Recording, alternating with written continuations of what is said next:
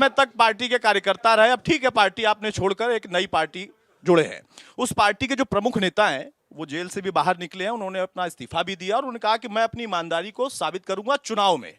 लेकिन हरियाणा में चुनाव है और आम आदमी पार्टी जो कि कांग्रेस के साथ गठबंधन चाहती थी, लोकसभा में हुआ भी लेकिन विधानसभा में नहीं हो पाया संभव। आपका मुकाबला दो गठबंधन वालों दलों से है और दो ऐसे दल हैं जो कि इंडिविजुअल लड़ रहे हैं, एक सरकार में है एक विपक्ष में है। कितनी मजबूत लड़ाई? देखिए, मैं आपको बताऊं, हमारी लड़ाई केवल उन मजदूरों के बच्चों के लिए जिनको स्कूल नहीं मिलता, हमारी लड़ाई केवल उन मजदूरों और गरीबों के लिए जिनको इलाज नहीं मिलता, और हमारी लड़ाई हर उस महिला के लिए है जिसको सुरक्षा नहीं मिलती। आपको मैं बताऊं, जहां हम सीटों की बात कर रहे हैं, कोई भाई 35 बता रहा है, कोई 45 बता रहा है, कोई 65 बता रहा है, लेकिन सत्य बात यह है, आप दिल्ली और पंजाब के चुनावों के नतीजों को देखेंगे, जिस दिन नतीजा आता है उस दिन हम सरकार में आते हैं, सर्वे में हमारी पार्टी नहीं आती। और आने वाले समय में हरियाणा के अंदर भी ऐसा ही कुछ बदलाव आपको देखने को मिलेगा। और जो स्मार्ट सिटी की बात हमारे भाई साहब कर रहे थे, मैं आपको बड़े दुख के साथ बताना चाहता हूं, आज से 3 दिन पहले ओल्ड फरीदाबाद के अंडरपास पर 2 परिवारों के चिराग उस अंडरपास के अंदर गाड़ी डूब करके मरने से उनकी मौत हो गई। इस तरीके का स्मार्ट सिटी बन रहा है। 1 महीने पहले बल्लभगढ़ में एक नाले पर, खुले नाले में एक घर के चिराग की मृत्यु हुई है, जो उस नाला बारिश के अंदर इतना लबालब था, जो ऑन रिकॉर्ड तो कवर्ड है लेकिन वो खुला हुआ था। एक परिवार का चिराग, जो 23 साल का जवान बच्चा ग्रेजुएट, उसमें उसकी डूब करके डेथ हुई है। तो इस प्रकार के हम स्मार्ट सिटी को देख रहे हैं चारों तरफ। मैं आपको बताना चाहता हूं, फरीदाबाद का विकास कुछ हुआ नहीं है। यहाँ पर कुछ नेताओं का विकास जरूर हो गया है, लेकिन आने वाले समय में जितना भी इन्होंने जो कुछ घोटाले किए हैं और जनता को दुखी किया है, लोगों की जान लेने का काम किया है, जनता इसका फौजदार भाई, एक चीज तो मैं मानता हूं कि आप सभी लोगों की जिम्मेदारी है कि अपनी अपनी पार्टी के लिए आप प्रवक्ता के तौर पर, नेता के तौर पर, और आप तो कैंडिडेट भी हैं, तो दावा पूरा करेंगे, ये आपका लोकतांत्रिक अधिकार है, इस पर किसी को आपत्ति नहीं होनी चाहिए। लेकिन आप कांग्रेस से ज्यादा मजबूत कैसे लड़ रहे हैं ये बताइए, आप जेजेपी से कैसे ज्यादा मजबूत लड़ रहे हैं ये बताइए। मैं आपको एक बात बता देता हूँ, पंजाब के अंदर हम चुनाव लड़ने गए, हमारे सामने बीजेपी, अकाली दल, कांग्रेस और बसपा 4 राष्ट्रीय पार्टियां थीं। हमारी क्षेत्रीय पार्टी थी। जिस दिन हम चुनाव करके नतीजा लेकर के निकले, हमारी पार्टी उधर 117 में से 92 सीटें जीती है, एब्सोल्यूट मेजोरिटी, और आज तक का ऑल टाइम हाई पंजाब के अंदर। दिल्ली के अंदर हम चुनाव लड़ने गए, कांग्रेस की सरकार थी, मुख्य विपक्षी दल भाजपा।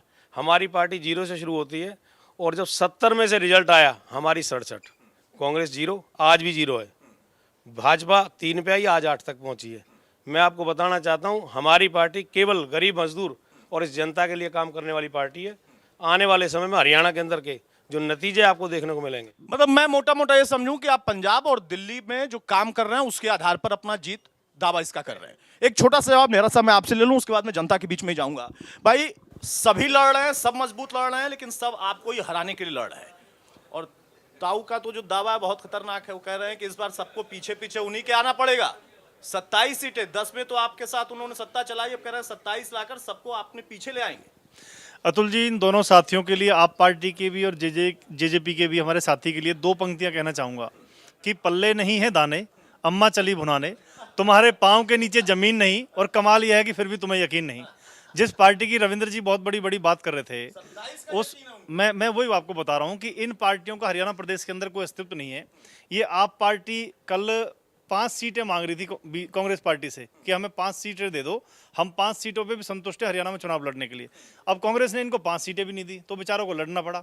90 में से एक भी सीट पे दारू वाली पार्टी की जमानत बच जाए ना, तो उसको मैं जीत मान लूंगा। आप मेरे से बोल देना विजेंद्र जी, आपका आकलन गलत था, इनकी जमानत बच चुकी है। इनकी लड़ाई नोटा से है। केजरीवाल जी ने दिल्ली में कहा था, अगर मुझे जेल में देखना चाहते हो तो 7 की 7 सीटें हरा दो, और मुझे जिताना चाहते हो और मुझे बाहर निकालना चाहते हो जिता दो। जनता ने कहा जेल के अंदर रहो, 7 की 7 सीटें इनको हरा दिया दिल्ली में, गठबंधन में होने के बावजूद भी। और देखिए कमाल की बात देखिए, तीसरी बार दिल्ली के अंदर, तीसरी बार केजरीवाल जी 7 की 7 लोकसभा सीट हारे हैं, और ये कह के हारे हैं कि जनता मुझे जेल में देखना चाहती है, बाहर जनता ने कहा जेल में। तो इन लोगों का कोई अस्तित्व नहीं। जहां पंजाब की ये लोग बात कर रहे हैं, 1200 करोड़ रुपए का लोन लिया है पंजाब सरकार ने, वहां पंखे से रस्सी बांध के तो चलाना पड़ता है पंखा, बिजली आती नहीं है, किसान धरने पे बैठे हैं। कांग्रेस हाँ तो याद दिला रहे हैं। तो वो चीज देखिए, हरियाणा प्रदेश की जनता बहुत जागरूक है। 2014 से लेकर 24 तक आज तक दारू का घोटाला करने वाली दारू वाली पार्टी की है जमानत नहीं बची। इनकी लड़ाई नोटा से रही है हमेशा। क्यों रही है?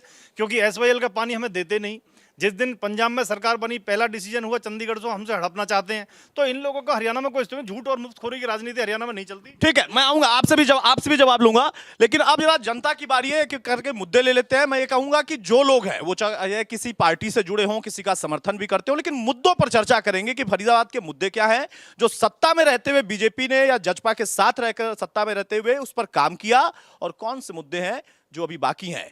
तो फरीदाबाद की जनता से हम पूछेंगे। हाँ भाई से बताओ क्या सवाल है और किससे सवाल है? भाई साहब, जो अभी सुमित भाई ने कहा है कि क्या नाम है, जो कांग्रेस पार्टी कहती है सच बोलती है, तो भाई कल अमित शाह जी ने बोला था कि आप अपना लेटर लेके आ जाओ, विपुल गोयल जी से हिसाब ले लो, क्यों नहीं लेते हो? फिर दूसरी बात होती है कि कहते हो रैली में आपने आकर देखा था, वहां पर इतनी भीड़ थी, इतने क्या नाम थे, जनता जो अंदर भरी नहीं जा रही थी। ओवरफ्लो होने के बाद में तो जनता देखो जी बाहर भी खड़े होकर देख ली, ओवरफ्लो हो गई ओवरफ्लो हो गई थी, ओवरफ्लो। आपको होता फोटो दिखा दूं, और कहते हैं, और कांग्रेस पार्टी कहती है हमने ये कर दिया। दूसरी बात, एक भाई मेरी बात सुन लो, जब एमपी का चुनाव था राहुल गांधी जी ने क्या कहा, 8500 रुपए आएंगे खटाखट खटाखट। किसी के खाते में आए हैं क्या 8500 रुपए? आए हैं क्या? नहीं आए भाई। ये हो गया भैया, छोटा बैठ जाओ, इतना गुस्सा नहीं करते। अब की बार कांग्रेस पार्टी को घर भेजेंगे फटाफट। बहुत बढ़िया भाई, ये बढ़िया, बहुत बढ़िया, अच्छा बोला, लेकिन इतना गुस्सा इस उम्र में नहीं करना चाहिए। ठीक है, ये देखिए एक युवा है, उनका कहना है कि उनका गुस्सा इसलिए जायज है क्योंकि वो कह रहे हैं कि जो काम है वो है और जो नहीं है वो नहीं है। गलत मत बोलिए, राजनीति में कई बार गलत बोलकर ही काम होता है, ये राजनीति होती है। बहरहाल हाँ जी बताएं। लश्कर भी तुम्हारा है, सरदार तुम्हारा है, तुम झूठ को सच लिख दो, अखबार तुम्हारा है। वाह, ये माइक तो आपके साथ, आप बोलो। तुम झूठ को सच लिख दो, अखबार तुम्हारा है। आप मतलब कह रहे हैं सरकार जो कर रही है वो अखबार में अपने हिसाब से छपवा ले। अब आप ये एक बात बताओ, क्षेत्र की जनता बैठी है, परसों 2 दुखद मौतें हुई, कितने करोड़ रुपए का बजट इन्होंने स्मार्ट सिटी को दिया है, प्रवक्ता जी से पूछ लीजिए। बल्लभगढ़ में एक 23 साल का जवान बच्चा, जो कि कवर्ड नाला पिछले 10 साल से बीजेपी की सरकार है इस प्रदेश में या किसी और की है, वो नाला कवर्ड था, अनकवर्ड कैसे रहा, कौन जिम्मेदार है? बताइएगा भाई डेरा साहब, सवाल है। पिछले 10 साल में मिनिमम ग्रेड जो मजदूर को मिलता है, कितने रुपए बढ़ाया, कौन बताएगा? कितने स्कूल इन्होंने हरियाणा में नए खोले, बंद कितने करे वो तो आपको पता होगा। 450 स्कूल बंद करें, 450 स्कूल। भाई साहब, आप बड़े अच्छे मुद्दे गिनवा रहे हो, मुझे ये बताओ कि स्थानीय मुद्दों के आधार पर क्या माहौल दिख रहा है? किसके लिए? किसी पार्टी के लिए या किसी व्यक्तिगत कैंडिडेट जिसकी अपनी छवि है उसके आधार पर चुनाव होगा? देखो, चुनाव तो मीडिया करवाएगी। मीडिया करवाएगी? मैं तो आपके पास आया हूँ बात करने। चुनाव तो मीडिया बताएगी, आप घुमा फिरा के बात को वहीं ले जाओगे। मैं तो पूछने आया हूँ, मैं बता रहा हूँ, मैं बता रहा हूँ। बल्लभगढ़ में हमारे संजय कॉलोनी में एक स्कूल था, वो बंद कर दिया। मतलब 4 स्कूलों को में से 3 बंद करके 1 बना दिया, उसको उन्होंने एक नया नाम लिया जी, मर्ज कर दिए। हाँ, अब वो मर्ज में पता ना मर्ज क्या रहे, मतलब साफ क्यों ना कहे, 3 बंद कर दिए। ये बड़ा दिलचस्प है, कह रहे हैं कि 4 में से 3 मर्ज कर दिए 1 में, ये क्यों ना बता रहे हैं कि 3 बंद कर दिए। ये सच्चाई है, इसका जवाब भी चाहिए। हाँ, कुछ आप भी कह रहे थे, बोलिए। ये कह रहा था कि यहाँ पे जो मुद्दे हैं वो बेरोजगारी के हैं, जो बेरोजगारी है, रोड की सफाई है, ये सारी चीजें जो आपको बताई, तो आप भी बाई रोड आए, सच्चाई आपके समक्ष है। इसमें कुछ कैसे सरकार के लोग कह रहे हैं कि नहीं तीसरी बार? नहीं, लोगों के कहने से सब कुछ थोड़ी होता है। देखो, कहा तो यूपी में भी था कि हम आ रहे हैं वापस, क्या हुआ यूपी में? बीजेपी तो नहीं आई ना। कौन है आ रही तो बीजेपी, विधानसभा हुई, एमपी बने, किसके बने? अच्छा, आओ भाई साहब, इधर आ जाओ। हाँ, मैं आपसे ना, सुनेंगे भाई, सुनेंगे। मेरे बड़े भाई हैं विजेंद्र नेहरा जी, मेरे बड़े भाई हैं। मैं अपने बड़े भाई से ना सिर्फ एक ही बात पूछना चाहता हूँ कि नगर निगम के पास इतना फंड आता है, 200 करोड़ का घोटाला इसी सरकार में हुआ, 200 करोड़ का घोटाला हुआ, फाइलें जला दी गई। सुनो मेरी बात, ये बात आपको पता है, जग जाहिर हुई थी। अभी मैंने एक प्रेस कटिंग पढ़ी थी दैनिक जागरण की, वो मैं आपको डेट और टाइम के साथ मैं दे दूंगा। अभी मैं बताऊंगा आपको।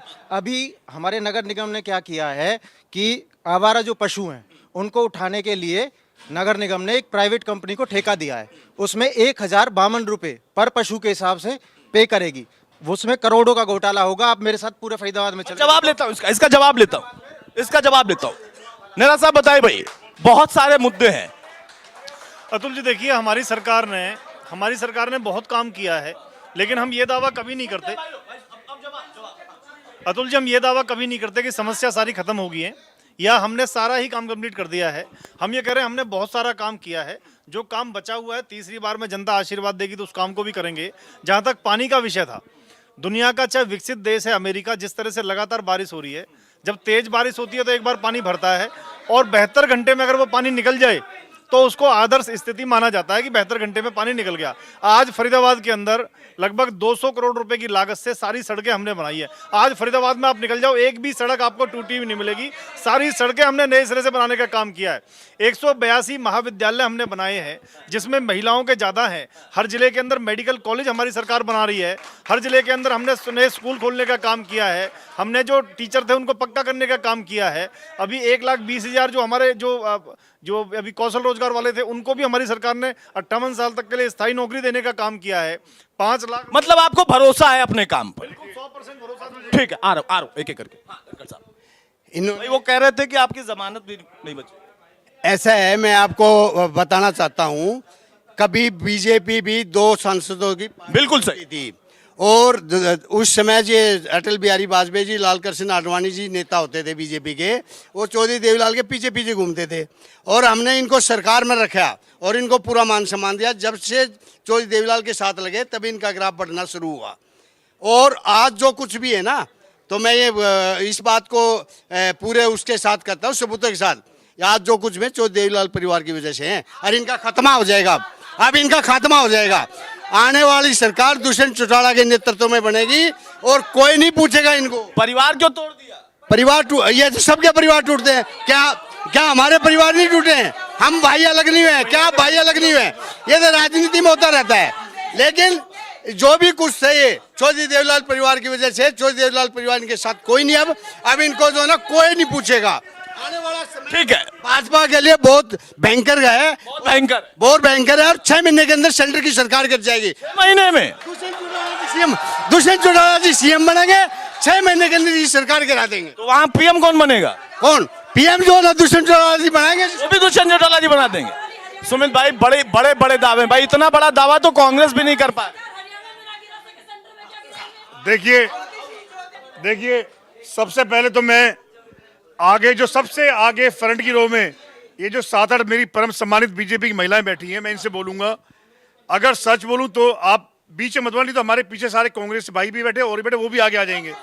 तो आप ऐसा कीजिए, बीच में मत बोलिए। मैं महिलाओं से कह रहा हूं, आप चाहें तो मेरे इशारे पे आ जाएंगे। आप करामत कीजिए। इन महिलाओं से मैं कहना चाहता हूं, इन महिलाओं से मेरे सवाल हैं कि और तुम बोलिए। महिलाओं से मेरे सवाल हैं, अगर फरीदाबाद का अच्छा चाहते हैं, अपने बच्चों का भविष्य चाहते हैं, तो मेरी पहले बात सुने, उसके बाद कटाक्ष करें, दिल पे आकर के कटाक्ष करें। अगर एक भी महिला सच्ची है ना और अपने परिवार का हित चाहती है तो बोल के दिखाए बीच में। मेरे 3 सवाल, बदरपुर पुल किसने दिया? कांग्रेस पार्टी ने दिया। IMT किसने दिया फरीदाबाद को? कांग्रेस पार्टी ने दिया। ESI हॉस्पिटल किसने दिया? कांग्रेस पार्टी ने दिया। और इसके अलावा मेट्रो ट्रेन जो दी वो दी कांग्रेस पार्टी ने दी अपने 10 साल में।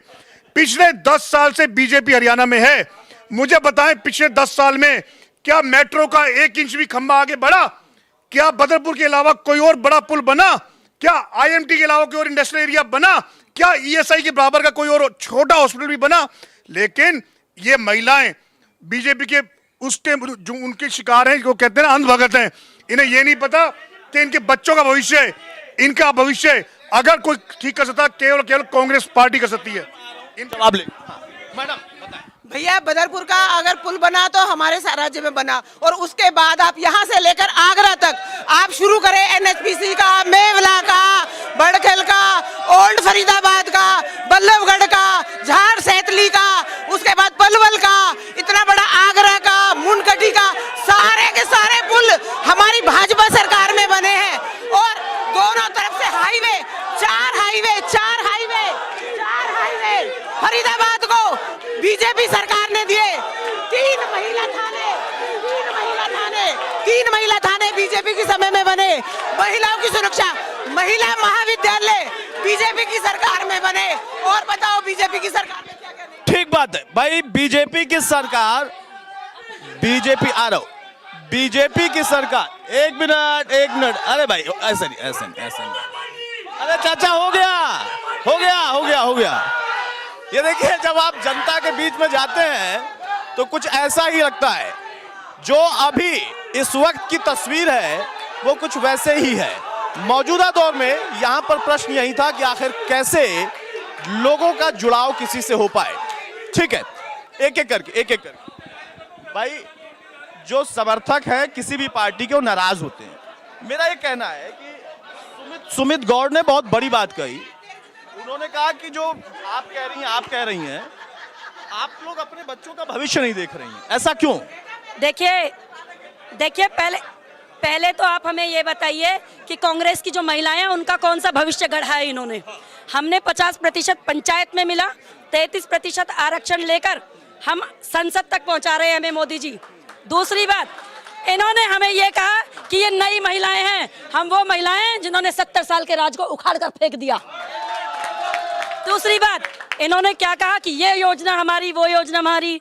कागजों में तो तुमने हजारों योजनाएं पास की थी, उनको अमली जामा हमने पहनाया, मोदी जी ने पहनाया, बीजेपी ने पहनाया। ठीक बात है।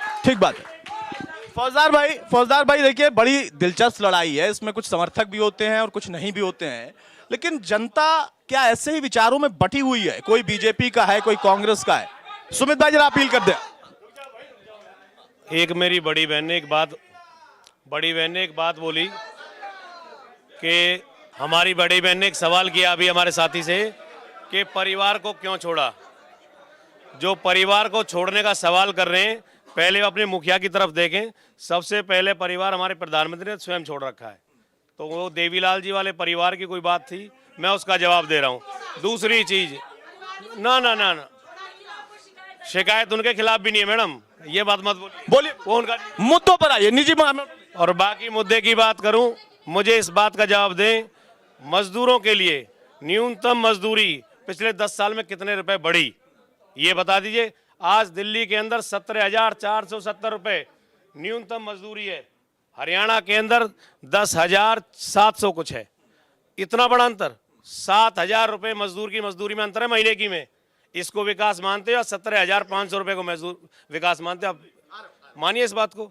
और हम बात करें, भाई साहब कह रहे थे हमने मेडिकल कॉलेज बना दिया, बीजेपी के प्रवक्ता। मुझे फरीदाबाद पूरी लोकसभा में एक मेडिकल कॉलेज बता दो जो इन्होंने बनाया 10 साल में। स्कूल बता दें, एक स्कूल। और आप ये देखिए, इन्होंने, मैं आपको एक चीज और याद दिलाना चाहता हूँ बोले। और इसके अलावा आप देखिए, मैं एक बात और याद दिलाना चाहता हूँ, जब कांग्रेस पार्टी का राज था तब गैस का सिलेंडर मात्र 600 रुपए का था। अब इन्होंने 1000 रुपए का गैस सिलेंडर पहुंचा रखा है। पेट्रोल डीजल 100 के पार पहुंचा रखा है इन्होंने। दाल चीनी की तो बात ही मत करें, महंगाई का बुरा हाल है। मैं इन महिलाओं से एक सवाल करना चाहता हूं कि पेट्रोल डीजल गैस सिलेंडर जो कांग्रेस के टाइम में 40 रुपए लीटर और 60 रुपए लीटर था, गैस का सिलेंडर 600 रुपए था, अब वो 1000 रुपए कैसे है?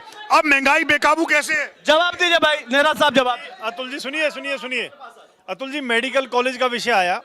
हमने पिरतला विधानसभा क्षेत्र के छायसा गांव के अंदर अटल बिहारी मेडिकल कॉलेज हमने बनाया है, बन के चालू है, पूरा स्टाफ है वहाँ पे, पूरी हर तरह की फैसिलिटी वहाँ पे उपलब्ध है। अटल बिहारी मेडिकल कॉलेज, ध्यान से सुन लो, उसके बाद नल्लड़ मेडिकल कॉलेज हमारी सरकार ने बनाया, हमने बनाया, चालू है, उसको जाके देख लो। दूसरा सुनिए सुनिए सुनिए दूसरी सुनिए, हमने जो ईएसआई मेडिकल वो बनाया नहीं, तो टेक ओवर किया ऑलरेडी वहाँ पे इन्होंने कुछ नहीं अतुल जी हमने बनाया है, हमने चालू किया है, आप जाके देख लीजिए, मैं आपके साथ चलता हूँ। ईएसआई मेडिकल सेंटर की जो ये बात करते हैं उसका पैसा हमने दिया, सुनिए। और जहां तक सुनिए मेट्रो की जो सुनो, इन्होंने मेट्रो की और आईएमटी की, भैया आपने अरे अपने नंबर पे बोल लेना, आपको सहारा चाहिए कांग्रेसियों को बोलने के लिए, बीच में बोलिए। मैं देखिए हमने आईएमटी की जो इन्होंने बात करी, आईएमटी काट दी ना, उसकी सड़क सीवर बिजली पानी कुछ नहीं कर पाए, उसका पैसा हमने दिया। ये आईएमटी करके तो गए, लेकिन किसानों का धरना वहां आज भी चल रहा था, हमने आगे मुआवजा दिया है, 133 करोड़ रुपए हमने मुआवजा दिया, तब जाके वो धरना खत्म हुआ है। मेट्रो की बात करते हैं, मेट्रो का पैसा किसने दिया? 5500 करोड़ रुपए यहाँ तक आने के लिए, वो पैसा तो हमने जारी किया, हमारी सरकार ने जारी किया। ये केएमपी और केजीपी, ये केएमपी और केजीपी एक्सप्रेस वे, सुनिए अतुल जी, ये केएमपी और केजीपी एक्सप्रेस वे ये हमने बनाए। आज दिल्ली वडोदरा मुंबई, भैया अपने नंबर पे, मैं तेरे नंबर पे बोल रहा भाई, मैं तुम्हारे नंबर पे नहीं बोला था, चुप रहो। इन्हें सुनो सुनिए अतुल जी, सुनिए देखिए, सुनो एक सेकंड सुनो। आज हमने आज अतुल जी सुनिए आज हमने एक सेकंड, हमने आज की डेट में दिल्ली वडोदरा मुंबई एक्सप्रेसवे हमने बनाया। 1 लाख करोड़ रुपए की लागत से पूरी दुनिया का सबसे बड़ा एक्सप्रेसवे बनके तैयार हो चुका है। दिल्ली वडोदरा मुंबई एक्सप्रेसवे हमने बनाने का काम किया है। आज जेवर वो यहीं से जा रहा है, फरीदाबाद से ही जा रहा है वो। ठीक बात है भाई। देखिए बहुत सारे मुद्दे हैं, बहुत सारी बातें हैं, लेकिन यहाँ पर राजनीति अलग तरीके की। संदीप, अरे भाई हो गया। हाँ, और एक बार फिर से मैं आप लोगों से गुजारिश कर रहा हूँ, आप लोगों के बीच में आया हूँ, आप लोगों की बात ही सुनने और सुनाने के लिए। अपनी बात रखिए, बोलिए भी, लेकिन कम से कम इस तरीके का हो हल्ला ना करें, ताकि आपकी बात पहुंच पाए। आपको देश और दुनिया देख रहा है। सर, जनता यहाँ पर हैं, वो बेटर जानते हैं सारी क्या है मुद्दे। देखिए मुद्दे तो जहाँ तक बात है, आज सारी फरीदाबाद की जनता यहाँ पर बैठी हुई है, इसमें कोई दो राय नहीं है। भारतीय जनता पार्टी ने जितने 10 साल में विकास के कार्य किए, सबसे बड़ी चीज़ है सिस्टम की बात है, चाहे वो कांग्रेस भाजपा को दोष दे या भाजपा कांग्रेस को।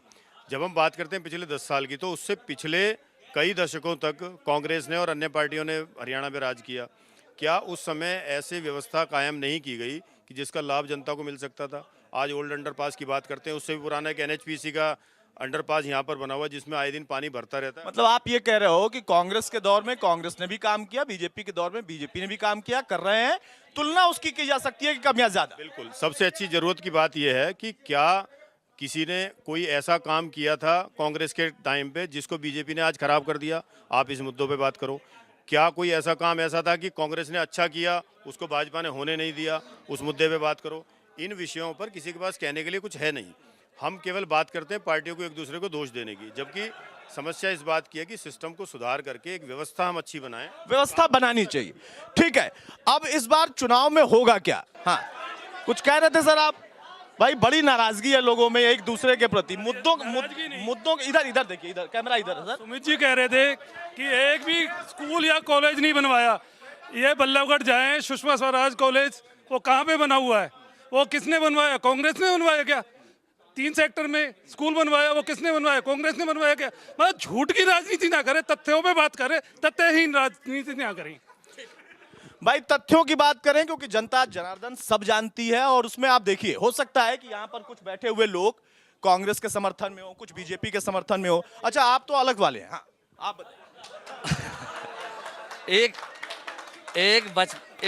इतना शेर को डरना जितना टपका को है। कौन टपका कौन शेर? यू कहावत हम भूल गए। धन्यवाद मोदी जी, आपने दोबारा टपका याद दिलाया। अच्छा, मुद्दा क्या है? मैं बता रहा हूँ भाई साहब, पहले तो राम मंदिर टप गयो, फिर संसद भवन टपक गयो, बल्लभगढ़ में एक स्कूल बनाया इन्होंने मंडी तोड़ के। बल्लभगढ़ में इन्होंने एक स्कूल बनाया पुरानी बिल्डिंग तोड़ के, वो पहली बारिश में ही टपक गयो। कैसे टपक? माल ना लगा रहे, सीमेंट ना लगा रहे, रेत लग रहा हुआ में। माल कहाँ जा रहा है? माल गया पेट में। बहुत बढ़िया। देखिए दिलचस्प है भाई। कुछ और कोई कहेगा? किसी को पूछना है कुछ? बताइए। हमारी गली मोहल्ले में पीने का पानी है जो सीवर का आ रहा, बिल्कुल चावला कॉलोनी, मूलचंद शर्मा, कितनी बार शिकायत कर ली, लेकिन सीवर का पानी आ रहा पीने के लिए, नहाने के लिए सीवर का पानी आ रहा। कोई देखिए, ये मुद्दा है, सीवर का पानी है, पानी पीने के लिए चाहिए, लेकिन सीवर का पानी नहीं चाहिए भाई। तो ये मुद्दा है और इस मुद्दे के आधार पर वोट पड़ेगा। आप दबाव बनाकर, आप किसी को धमकाकर नहीं कह सकते कि नहीं आप वोट हमें ही दीजिए। वो अधिकार जनता के पास होता है और उसके लिए बाकायदा व्यवस्था होती है। उसमें देखेंगे कि आगे उस मुद्दे का क्या निदान कैसे निकालेंगे सरकार के लोग। और सरकार अब चूंकि रही नहीं, अब वो चुनाव में जा चुके हैं, तो वहां पर उनके लिए चुनौती थोड़ी बड़ी होगी। एक छोटी सी यहां पर जो बात थी वो यही थी कि आखिर आप क्यों मुद्दों से अलग भटक जाते हो। नेहरा साहब, बहुत सारे सवाल थे, उनका जवाब दीजिए। अतुल जी, देखिए सीवर की जो इन्होंने बात करी, हमारी सरकार ने पहली बार हरियाणा के इतिहास में फरीदाबाद के अंदर नई सीवर लाइन डालने का काम भारतीय जनता पार्टी की सरकार ने किया है।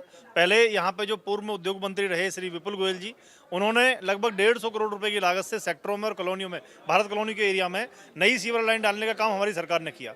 बल्लौड़ के अंदर श्री मूलचंद शर्मा जी ने ये काम किया है और हर घर नल से जल योजना के माध्यम से मीठा पानी हमने पहुंचाने का काम किया है। यहाँ यमुना में छायसा के पास में ये गांव पड़ता है छायसा, वहां से रेनीवेल के माध्यम से मीठा पानी 185 गांवों के अंदर पहुंचाया। ये भारतीय जनता पार्टी की सरकार ने मीठा पानी घर घर पहुंचाने का काम किया है। हमने सीवर डालने का काम किया है, चाहे सड़क है, सीवर है, बिजली है, पानी है, शिक्षा है, स्वास्थ्य है, सुरक्षा है, हर विषय के ऊपर भारतीय जनता पार्टी की सरकार ने काम किया है। इसीलिए देश में तीसरी बार सरकार बनी है और इसलिए डंके की चोट पर कहता हूं, देखेंगे 5 तारीख को देखेंगे और 8 तारीख को समझ लेंगे कि क्या हुआ। धनखड़ साहब, आखिरी कमेंट है।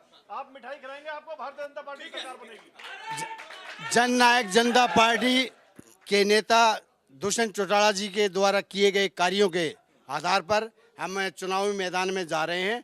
चाहे हमने वो महिलाओं को 50% पंचायतों में और 8% बैकवर्ड ए क्लास को आरक्षण देने का कार्य किया हो, चाहे 33% राशन डिपो में महिलाओं को आरक्षण देने का कार्य किया हो, चाहे हमारे रविदास मंदिर जो कुरुक्षेत्र में 5 एकड़ जमीन अलॉट करने का कार्य किया हो, चाहे हमने किसानों के जो 24 घंटे के अंदर फसल खरीदने का काम किया हो। इसके आधार पर